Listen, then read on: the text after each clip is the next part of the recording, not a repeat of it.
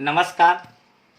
जैसा कि आपको विदित है, आपको क्रियाओं के भेद का अध्ययन कराया जा रहा था। अब तक आपने क्रिया की परिभाषा और क्रियाओं के भेदों के बारे में पढ़ा। कल आपको विस्तार के द्वारा क्रिया का पहला भेद जो अर्थ या कर्म के आधार पर था, उसके अंतर्गत आपको अकर्मक क्रिया का अध्ययन करा दिया गया था। अब जो नेक्स्ट भेद आता है वो आपका इसी कर्म या अर्थ के आधार पर जो भेद आता है वो आपका सकर्मक क्रिया है। अब ये सकर्मक क्रिया क्या होती है, कितने भेद होते हैं, आज इसके अंतर्गत आपको बताया जाएगा।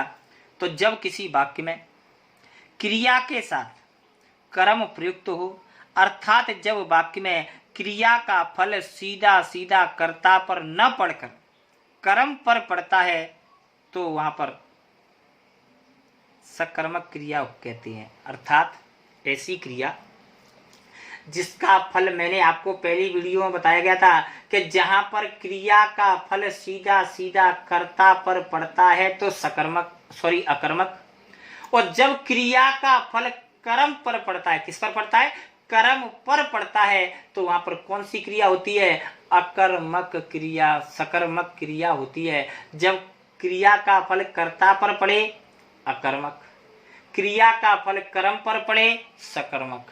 बात समझ में आई? दोबारा से देखें कि ऐसी क्रिया जिनका फल सीधा सीधा कर्म पर पड़ता है तो वहां पर सकर्मक क्रिया होती है। अर्थात बिना कर्म के क्रिया अपना पूर्ण अर्थ नहीं दे पाए तो वहां पर हम सकर्मक क्रिया करेंगे। कौन सी क्रिया करेंगे? सकर्मक क्रिया करेंगे। जैसे मोहन पुस्तक पढ़ता है। अब इसमें मोहन पढ़ता है, यदि हम पुस्तक शब्द को हटा दें तो हमें ये मालूम नहीं होगा कि मोहन क्या पढ़ता है। भाई ये तो पता है कि मोहन पढ़ रहा है, लेकिन क्या पढ़ रहा है? तो इसमें जो पुस्तक शब्द है वो कर्म है, अतः इसमें कौन सी क्रिया है? सकर्मक क्रिया है। इसी प्रकार रमेश खाना खाता है। रमेश खाता है। अब रमेश खाता है, क्या खाता है? तो इसमें जो कर्म है वो क्या है? खाना। वह पत्र लिखता है। क्या लिखता है? पत्र लिखता है। बच्चे खाना खाते हैं, तो बच्चे क्या खाते हैं? खाने को शब्द का प्रयोग हो रहा है, अतः इसमें क्या है? कर्म है।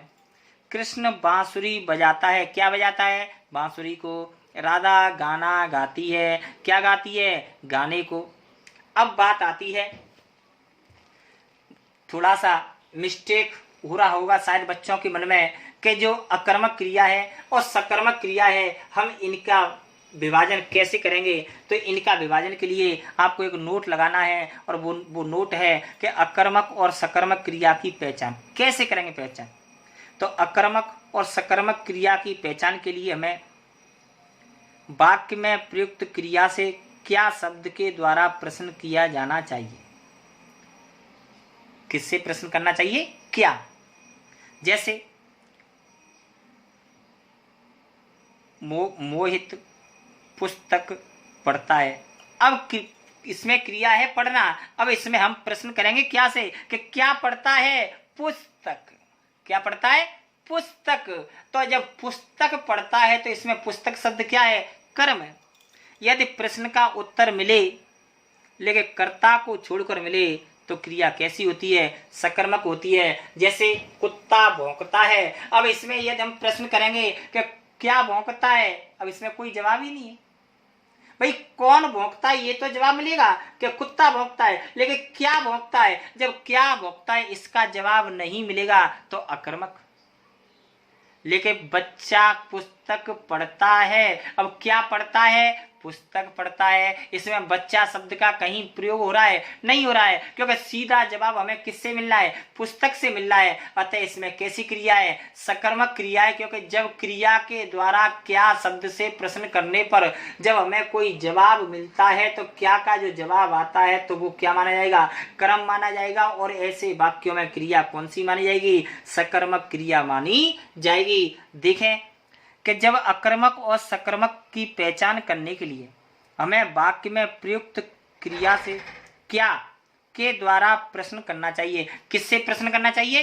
क्या से। क्या से प्रश्न करना चाहिए। यदि क्या का उत्तर मिले तो सकर्मक, और यदि कर्ता के पहचान के लिए वाक्य में प्रयुक्त क्रिया समय कौन के द्वारा प्रश्न करना चाहिए। भाई जैसे हमें कर्म की पहचान करनी है तो क्या से प्रश्न करना चाहिए, कर्ता की पहचान करनी है तो कौन से प्रश्न करना चाहिए। यदि कौन का उत्तर मिले तो कर्ता होता है, यदि क्या और कौन दोनों का उत्तर एक ही मिले तो क्रिया कैसी होती है, अकर्मक होती है। जैसे कुत्ता भौंकता है, कौन भौंकता है, दोनों में कुत्ता है, क्या भौंकता है, कुत्ता, कौन भौंकता है, कुत्ता। तो जब क्या और कौन दोनों के द्वारा हमें केवल एक ही जवाब कुत्ते का मिल रहा है, अतः इसमें कैसी क्रिया है, अकर्मक क्रिया है। लेकिन जब क्या का जवाब अलग मिले, कौन का जवाब अलग मिले तो वहां पर कैसी क्रिया होती है, सकर्मक क्रिया होती है।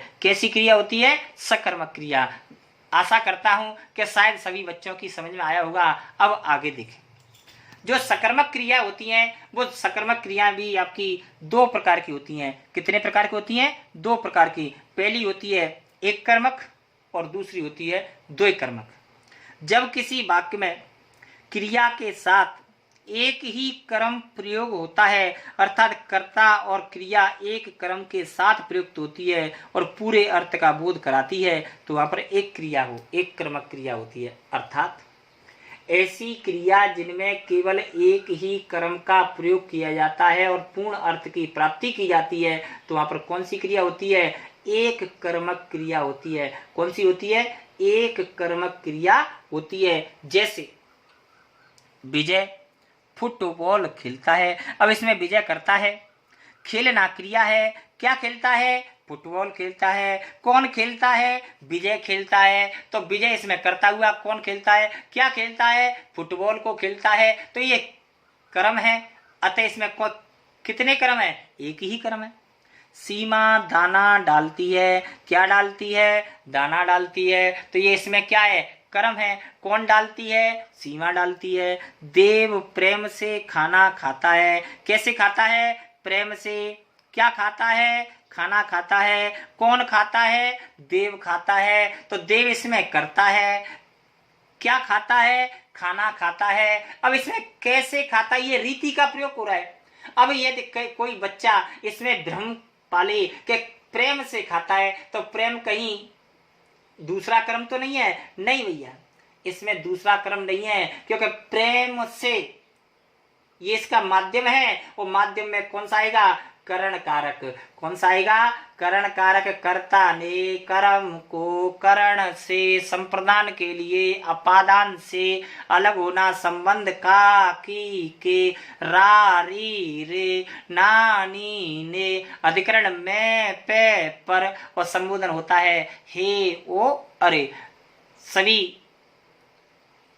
जो आपके कारक हैं वो मैंने आपको चिन्हों के साथ बता दिए हैं, और फिर भी यदि किसी को दिक्कत है तो एक बार फोन करके अवगत कराएं। देवकी खाना पकाती है, देवकी क्या पकाती है, खाना पकाती है। कौन पकाती है, देवकी पकाती है। तो इसमें केवल एक ही करता है, एक ही कर्म है। तो जहां पर एक ही कर्म का प्रयोग किया जाता है वहां पर कौन सी क्रिया होती है, एक कर्मक क्रिया होती है। कौन सी होती है, एक कर्मक क्रिया होती है। अतः जहां पर एक ही कर्म का प्रयोग किया जाता है वहां पर कौन सी क्रिया होती है, एक कर्मक क्रिया होती है। इसके साथ ही आज इतना ही, यहीं तक। और अगला जो भेद जो द्वैकर्मक या बहुकर्मक का अध्ययन है वो आपको नेक्स्ट वीडियो में कराया जाएगा। तब तक के लिए नमस्कार।